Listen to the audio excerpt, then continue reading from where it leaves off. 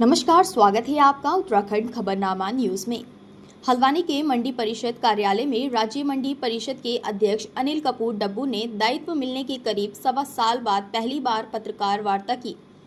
आपको बता दें कि प्रदेश का अधिकांश भूभाग पर्वतीय होने से किसानों को फसलों के उत्पादन में कई प्रकार की समस्याओं का सामना करना पड़ता है, तो किसानों को ही मंडी की रीढ़ माना जाता है, जिसको लेकर मंडी अध्यक्ष अनिल कपूर डब्बू का कहना है कि किसानों को उनकी फसलों का उचित दाम मिले, उसके लिए वे बिचौलियों को खत्म करने के साथ उन्हें उनके उत्पाद का सही कीमत मिले, उसके लिए वे अधिकारियों के साथ बैठक करने जा रहे हैं।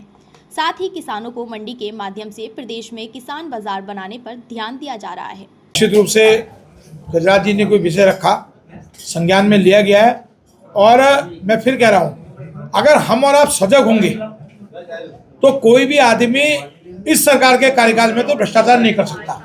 अब कोई अगर सजगता के साथ काम करेगा, जिससे पैसे मांग रहे हैं वो व्यक्ति शिकायत करे, नहीं करे तो हम 7 लोग यहाँ दायित्वधारी बैठे हैं, मंत्री बैठे हैं, विधायक बैठे हैं, उन तक खबर करें, हम उनको पकड़वा देंगे जो पैसा मांगेगा। लेकिन क्या है कि कानून का राज्य है और कानून के राज्य में कोई किसी को तंग करने की स्थिति नहीं है। और अगर कोई तंग करेगा तो निश्चित रूप से कम हल्द्वानी शहर में तो आधी सरकार यहाँ बैठी है, एक भी व्यक्ति अगर तंग होता है तो हमको खबर करेंगे, हम लोग तुरंत एक्शन करेंगे। तो किसानों के आते मैंने पहले ही बताया, हम कोशिश कर रहे हैं उनको बीज मिल जाए, उनका माल आ जाए और जो बिचौलिए उनकी कीमत उस पर भी हम कर रहे हैं। हमने मंडी के अधिकारियों को तुरंत मैं बैठक बुला रहा हूँ कि पता लगा वो बेचारे का 10 रुपये का किलो का आलू है, यहाँ 12 रुपये में खरीद लिया और 100 रुपये में बिक रहा है। तो ये चीज़ें खत्म करने के लिए अभी तुरंत मैं मीटिंग बुला रहा हूँ कि भाई इस तरह हम अब किसानों के प्रति, क्योंकि किसान ही देश की जान होते हैं, तो किसानों को जितना सुविधाएं मिल सके उस पर काम करेंगे। नहीं, मंडी व्यवस्था में नहीं, देखिए मंडी व्यवस्था में पारदर्शिता लाने के लिए शुरू से मोदी सरकार लगातार काम कर रही है। आपने देखा होगा किसानों को पहले बिचौलिए खाया जाते थे, अब डायरेक्ट फंडिंग हो रही है।